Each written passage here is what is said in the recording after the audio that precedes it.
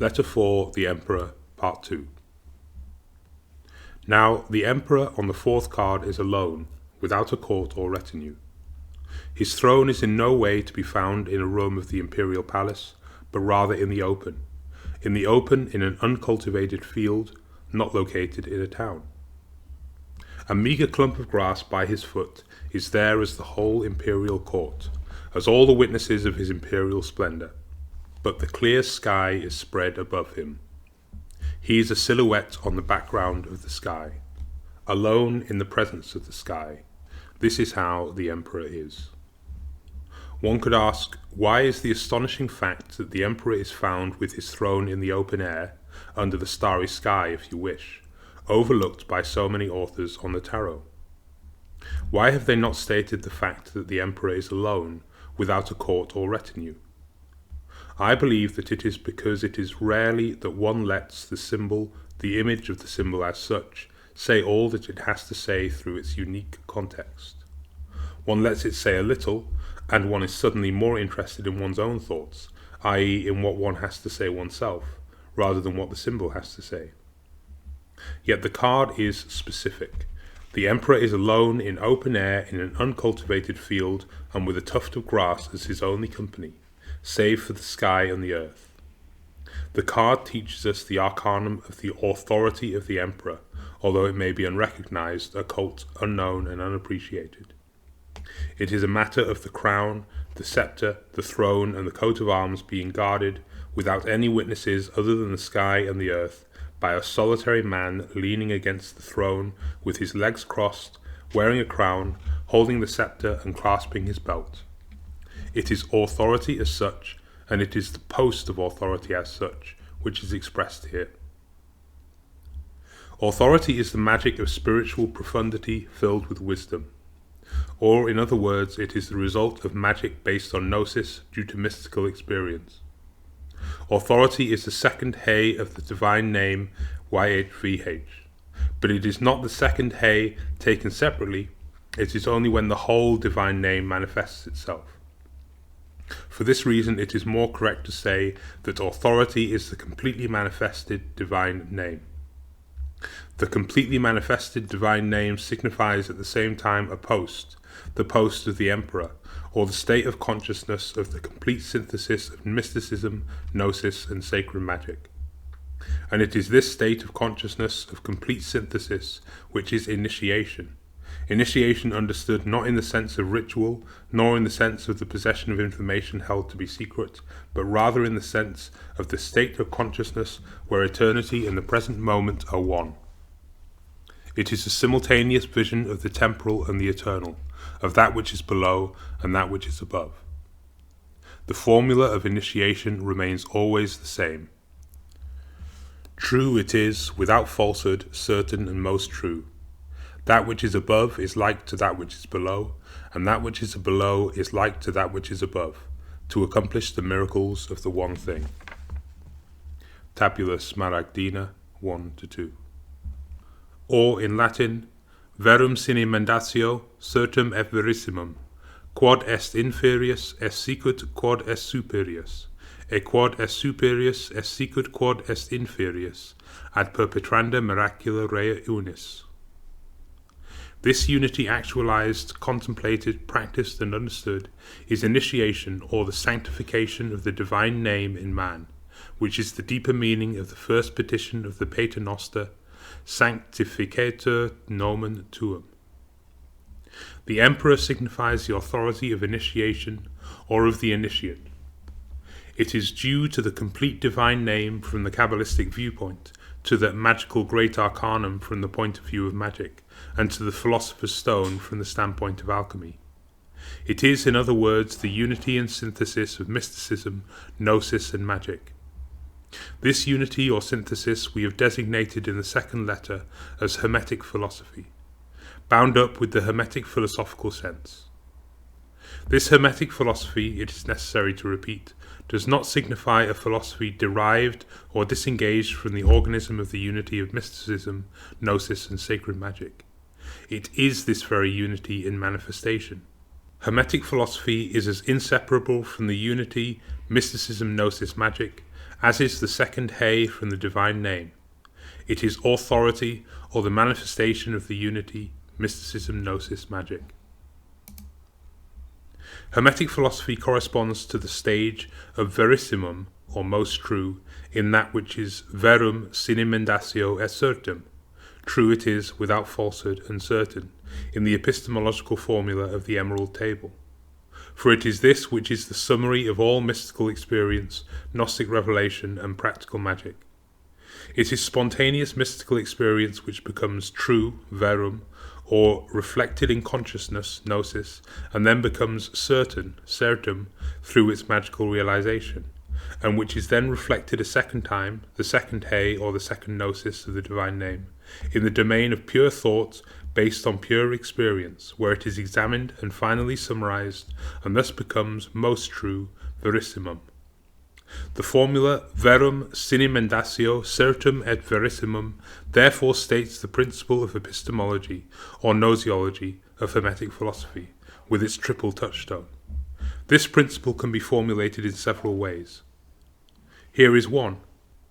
That which is absolutely subjective, pure mystical experience, must objectivize itself in consciousness and be accepted there as true Gnostic revelation, then proved to be certain by its objective fruits, sacred magic, and lastly proved to be absolutely true in the light of pure thought based on pure subjective and objective experience, Hermetic philosophy. It is a matter therefore of the four different senses: the mystical sense or spiritual touch, the Gnostic sense or spiritual hearing, the magical sense or sense of spiritual vision, and lastly the Hermetic philosophical sense or sense of spiritual comprehension. The triple touchstone of Hermetic philosophy is therefore the intrinsic value of a revelation, verum sine mendatio, its constructive fruitfulness, certum, and its concordance with earlier revelations, with the laws of thought, and with all available experience, verissimum. In Hermetic philosophy something is absolutely true, therefore, only when it is of divine origin, and bears fruit in conformity with its origin, and is in accordance with the categorical exigencies of thought and experience. The Hermeticist is therefore a person who is at one and the same time a mystic, a Gnostic, a magician, and a realist idealist philosopher. He is a realist idealist philosopher because he relies as much on experience as on speculative thought, as much on facts as on ideas, because facts and ideas are for him only two aspects of the same reality-ideality, i.e., the same truth. Hermetic philosophy, being the summary and synthesis of mysticism, gnosis, and sacred magic, is not a philosophy among other philosophies, or a particular philosophical system amongst other particular philosophical systems. Just as the Catholic Church, being Catholic or universal, cannot consider itself as a particular church among other particular churches, nor consider its dogmas as religious opinions among other religious opinions or confessions, so Hermetic philosophy, being the synthesis of all that which is essential in the spiritual life of humanity, cannot consider itself as a philosophy amongst many others. Presumption? It would be, without any doubt, a monstrous presumption, if it were a matter of human invention instead of revelation from above. In fact, if you have a truth revealed from above, if the acceptance of this truth brings miracles of healing, peace and vivification with it, and if, lastly, it explains to you 1,000 unexplained things that are inexplicable without it, can you then consider it as an opinion among other opinions? Dogmatism? Yes, if one understands by dogma the certainty due to revelations of divine worth which prove fruitful and constructive, and due to the confirmation that they receive from reason and experience together. When one has certainty based on the concordance of divine revelation, divine human operation and human understanding, how can one act as if one did not have it? Is it truly necessary to deny 3 times before the cock crows, in order to be accepted into the good company of free spirits and non-dogmatics, and to be chauffeured along with them by the fire of things relating to human creation? Heresy? Yes, if by heresy one understands the primacy of universal revelation, of good works universally recognized as such, and of the ideal of universality among philosophies. Hermetic philosophy is not a particular philosophy amongst particular existing philosophies. It is not so already for the sole reason that it does not operate with univocal concepts and their verbal definitions, as do philosophies, but rather with arcana and their symbolic expressions. Compare the Emerald Table with the Critique of Pure Reason by Kant, and you will see the difference. The Emerald Table states the fundamental arcana of mystical, gnostic, magical, philosophical work. The Critique of Pure Reason elaborates an edifice composed of univocal concepts, such as the categories of quantity, quality, relation, and modality, which altogether portray the transcendental method of Kant, i.e. the method of thinking about the act of thought or reflection about reflection. This method, however, is an aspect of the 18th arcanum of the tarot, the moon, as we shall see, and this arcanum, expressed by the symbol of the card, the moon, teaches in the Hermetic way the essence of what Kant taught in the philosophical way about the transcendental method. So, is Hermetic philosophy only symbolism, pure and simple, and has it nothing to do with the methods of philosophical and scientific reasoning? Yes and no. Yes, insofar as Hermetic philosophy is of an esoteric nature, i.e. it consists of arcana orientated towards the mystery and expressed in symbols. No, insofar as it exercises a stimulating effect on the philosophical and scientific reasoning of its adherents. It is wrapped, so to say, in a philosophical and scientific intellectual penumbra, which is due to the activity of its adherents pursuing the aim of translating, insofar as it is possible to do so, the arcana and the symbols of Hermetic philosophy into univocal concepts and verbal definitions. It is a process of crystallization, because the translation of multivocal concepts or arcana into univocal concepts is comparable to the transition from the state of organic life to the mineral state. It is thus that the occult sciences, such as the Kabbalah, astrology, and alchemy, are derived from Hermetic philosophy. These sciences are able to have their own secrets, but the arcana which are reflected in them belong to the domain of Hermetic philosophy. Insofar as the intellectualization of Hermetic philosophy is of the nature of commentary and corollary, it is legitimate and even indispensable. For then one will translate each arcanum into many univocal concepts, 3 for example, and by this very fact one will help the intellect to habituate itself to think hermetically, i.e. in multivocal concepts or arcana. But when the intellectualization of Hermetic philosophy pursues the aim of creating an autonomous system of univocal concepts without formal contradiction between them, it commits an abuse. For instead of helping human reason to raise itself above itself, it would set up a greater obstacle for it. It would captivate it instead of freeing it. The occult sciences are therefore derived from Hermetic philosophy by way of intellectualization. This is why one should not consider symbols, the major arcana of the tarot for example, as allegorical expressions of theories or concepts of these sciences. For it is the opposite which is true. It is the doctrines of the occult sciences which are derived from symbols, of the tarot or other symbols, and it is they which are to be considered as intellectually allegorical expressions of the symbols and arcana of Hermetic esotericism. Thus it would not do to say, the 4th card, the Emperor, is the symbol of the astrological doctrine concerning Jupiter. One would rather say, the arcanum of the 4th card, the Emperor, is also revealed in the astrological doctrine concerning Jupiter. The correspondence as such remains intact, but there is a world of difference between these two statements here. Because in the case of the first statement, one remains an astrologer and nothing but an astrologer, whilst in the case of the second statement, one is thinking as a hermeticist, although remaining an astrologer if one is one. Hermetic philosophy is not composed of the Kabbalah, astrology, magic and alchemy. These 4 branches sprouting from the trunk do not make the trunk, rather they live from the trunk. The trunk is the manifested unity of mysticism, gnosis, and sacred magic. There are no theories, there is only experience, including here the intellectual experience of arcana and symbols. Mystical experience is the root, the Gnostic experience of revelation is its sap, and the experience or practice of sacred magic is its wood. For this reason its teaching, or the body of its tradition, consists of spiritual exercises, and all its arcana, including the arcana of the tarot, are practical spiritual exercises, whose aim is to awaken from sleep ever deeper layers of consciousness. Necessary commentaries and corollaries accompany this practice and constitute the bark of the trunk. Thus, the key to the Apocalypse of St. John is nowhere to be found, for it is not at all a matter of interpreting it with a view to extracting a philosophical, metaphysical, or historical system. The key to the Apocalypse is to practice it, i.e. to make use of it as a book of spiritual exercises which awaken from sleep ever deeper layers of consciousness. The 7 letters to the churches, the 7 seals of the sealed book, the 7 trumpets, and the 7 vials signify altogether a course of spiritual exercises composed of 28 exercises.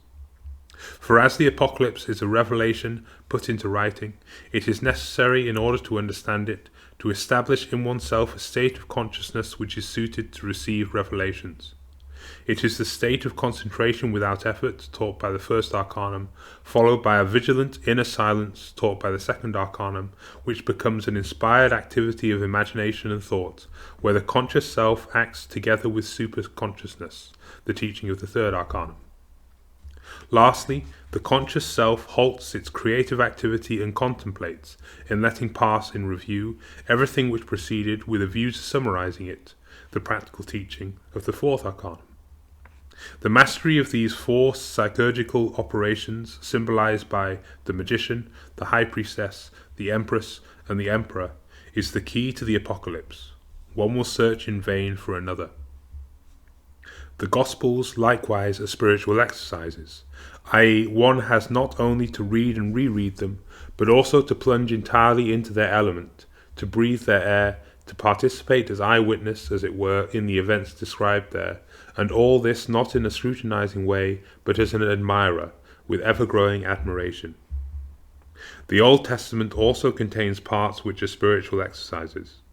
The Jewish Kabbalists, the author or authors of the Zohar, for example, made such use of it, and it is thus that the Kabbalah originated and that it lives. The difference between Kabbalists and the other faithful depends only on the fact that the former drew spiritual exercises from the scripture, whilst the latter studied it and believed it. The aim of spiritual exercises is depth. It is necessary to become deep in order to be able to attain experience and knowledge of profound things. And it is symbolism which is the language of depth. Thus, arcana, expressed by symbols, are both the means and the aim of the spiritual exercises of which the living tradition of Hermetic philosophy is composed.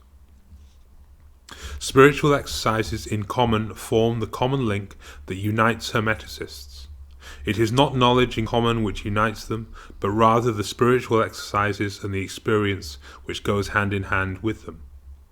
If 3 people from different countries were to meet each other, having made the Book of Genesis by Moses, the Gospel of St. John, and the Vision of Ezekiel, the subject of spiritual exercises for many years, they would do so in brotherhood, although the one would know the history of humanity, the other would have the science of healing, and the third would make a profound Kabbalist. That which one knows is the result of personal experience and orientation, whilst depth, the niveau to which one attains, disregarding the aspect and the extent of knowledge that one has gained, is what one has in common.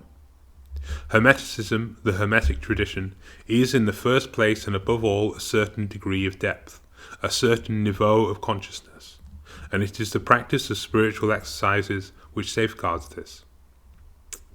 With respect to the knowledge of individual Hermeticists, and this is applicable to initiates also, it depends upon the individual vocation of each one of them. The task that one pursues determines the nature and the extent not only of knowledge, but also of the personal experience upon which this knowledge is based. One has the experience and gains knowledge of that which is necessary for the accomplishment of the task and which proceeds from one individual's vocation. In other words, one knows that which is necessary in order to be informed and to be able to orientate oneself in the domain relevant to one's individual vocation. Thus, a Hermeticist whose vocation is healing would know things about the relationships existing between consciousness, the system of the lotus flowers or chakras, the nervous system, and the system of endocrine glands that another Hermeticist, whose vocation is the spiritual history of humanity, would not know. But this latter, in his turn, would know things ignored by the healer, facts of the past and of the present concerning relationships between the spiritual hierarchies and humanity, between that which took place or is taking place above and that which took place or is taking place below. But this knowing, insofar as it is not a matter of arcana, consists of facts, though often of a purely spiritual nature and not theories.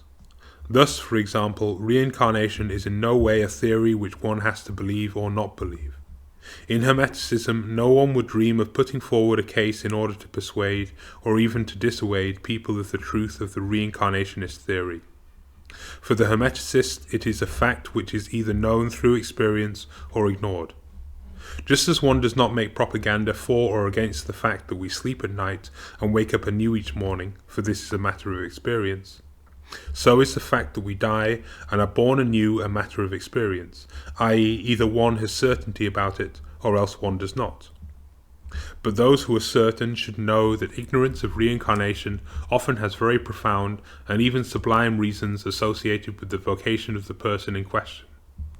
When, for example, a person has a vocation which demands a maximum of concentration in the present, he may renounce all spiritual memories of the past.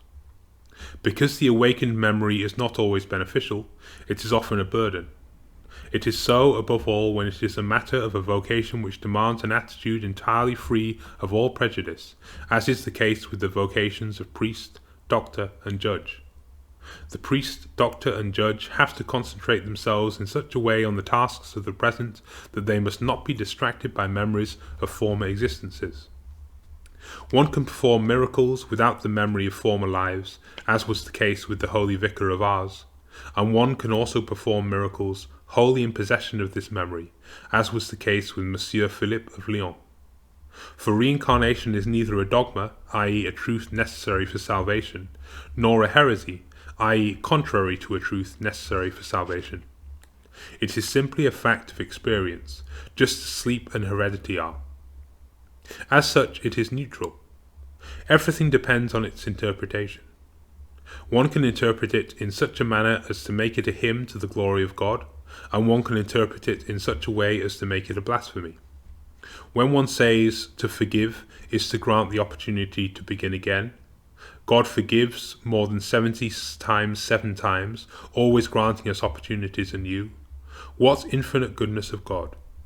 Here is an interpretation to the glory of God.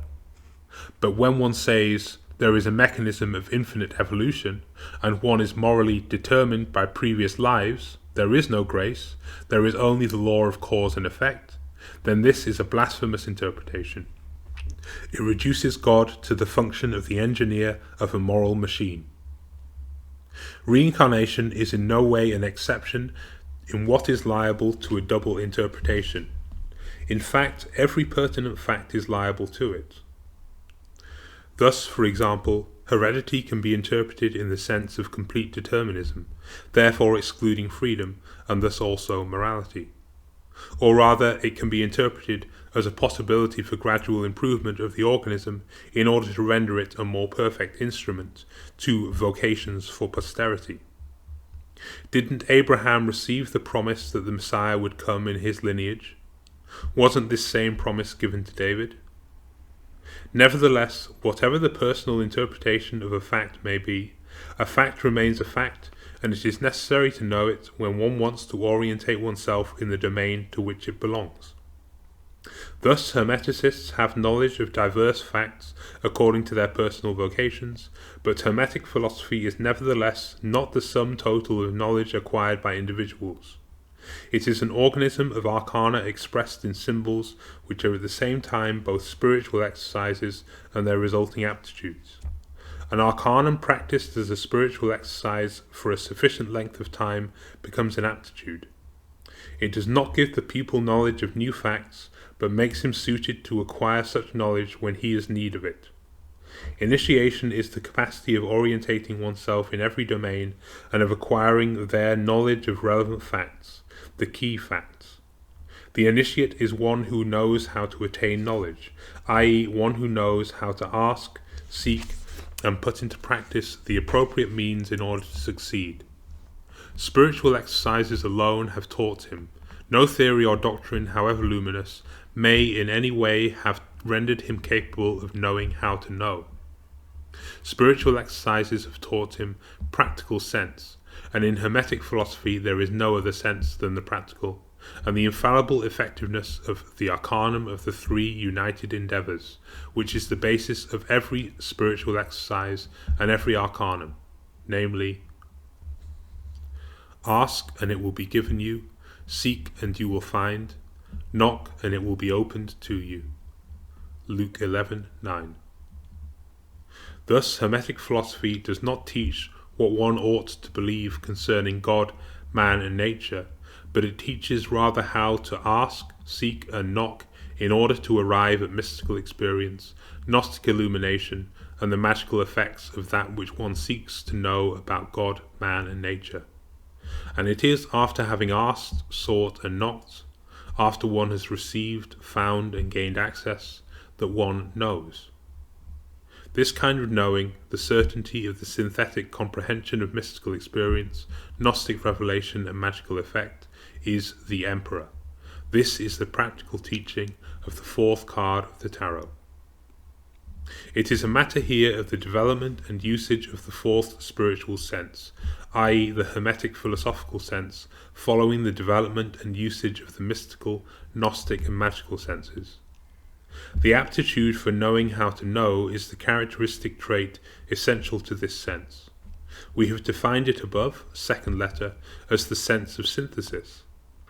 Now we are able to advance and to do so in a much more profound way in defining it as the initiate sense, or the sense of orientation and acquisition of knowledge of essential facts in every domain. How does this sense function?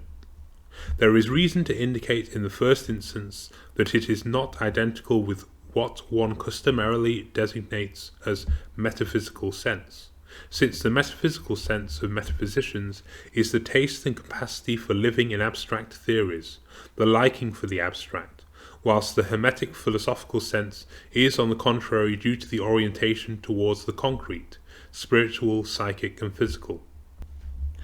Whilst the metaphysical sense operates with the concept of God, the Hermetic philosophical sense is orientated towards the living God, the spiritual, concrete fact of God.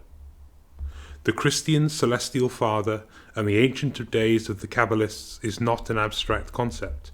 It is not a notion, but rather a being.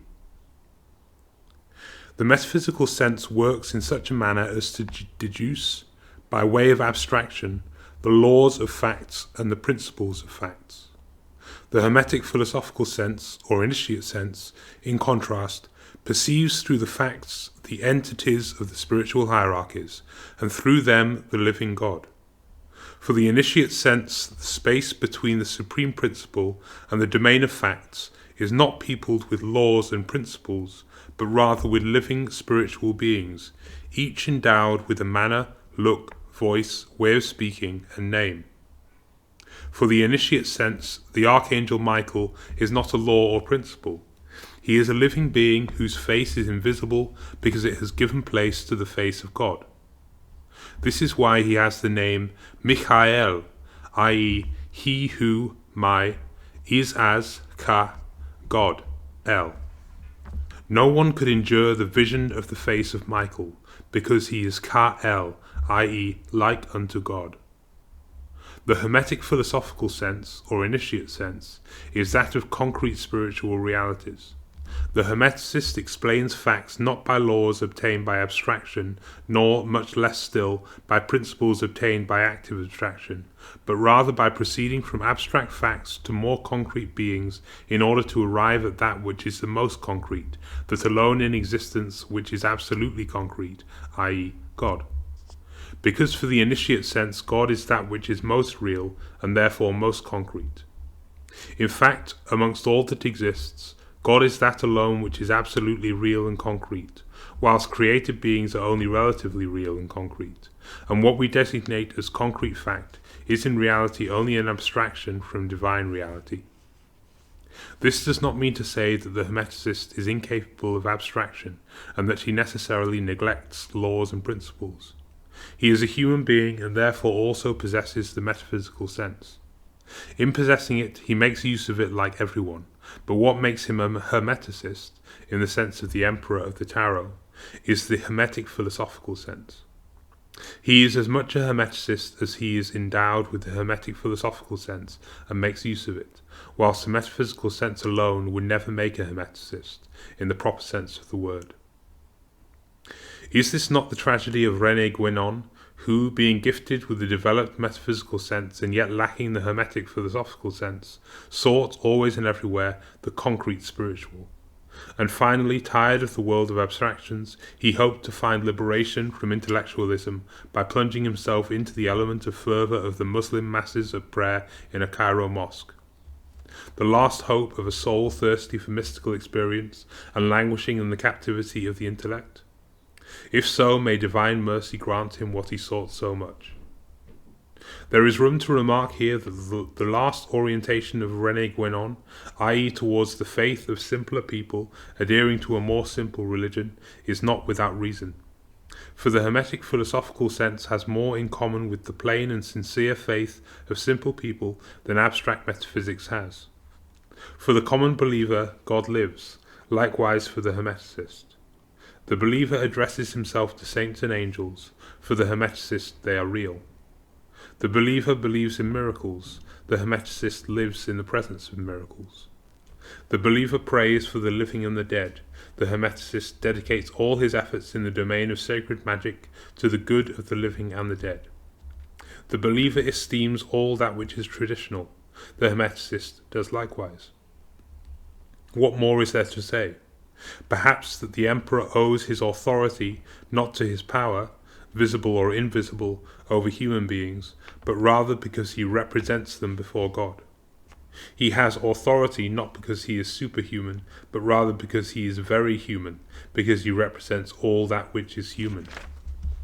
King David was more human than all men of his time. This is why he was anointed by divine order by the prophet Samuel, and for this reason the Eternal gave him the solemn promise that his throne would be established forever. The throne, the post of the representative of humanity, will therefore never perish. And it is this which is the post of the Emperor. It is this which is true authority. Hermetic philosophy also has a human ideal to which it aspires. Its spiritual exercises, its arcana, follow the practical aim of realizing the man of authority, the father-man. This is the man who is more human than all others, the man worthy of the throne of David. The human ideal of practical Hermeticism is not the Superman of Nietzsche, nor the Superman of India plunged in contemplation of eternity, nor the Superman Hierophant of Gurdjieff, nor the Superman philosopher of the Stoic and Vedanta philosophies. No, its human ideal is the man who is human to such a degree that he contains and bears in himself all that which is human, that he may be the guardian of the throne of David. And the divine? How is it here in that which concerns the manifestation of the divine? Practical Hermeticism is alchemy. The ideal of Hermeticism is essentially and fundamentally the alchemical ideal. This means to say, the more one becomes truly human, the more one manifests the divine element underlying human nature, which is the image and likeness of God. Genesis 1:26. The ideal of abstraction invites human beings to do away with divine nature, to dehumanize. In contrast, the ideal of alchemical transformation of Hermeticism offers to human beings the way to the realization of true human nature, which is the image and likeness of God. Hermeticism is the rehumanization of all elements of human nature. It is their return to their true essence. Just as all base metal can be transformed into silver and into gold, so are all the forces of human nature susceptible to transformation into silver or gold, i.e. into what they are when they share in the image and likeness of God. But in order to re-become what they are in their essence, they must be submitted to the operation of sublimation. Now, this operation is crucifying for that which is base amongst them, and at the same time it is the blossoming of that which is their true essence. The cross and the rose cross, is the symbol of this operation of the realization of the truly human man. Thus the Emperor of the Tarot renounces the 4 arbitrary liberties of human nature. He is in this sense crucified. And as the real symbol of the emptiness which is established because of renunciation is the wound, one could say that the Emperor is he who has 4 wounds. It is by these 4 wounds that the manifestation of the divine image and likeness of human nature is accomplished in him. The divine in human nature, and what of the divine which transcends it? In order for the latter to manifest, it is necessary to have 1 wound more. It is necessary to have 5 wounds. Now it is the following card, the Pope, which will teach us the arcanum of the manifestation of the divine transcending human nature by means of the 5 wounds.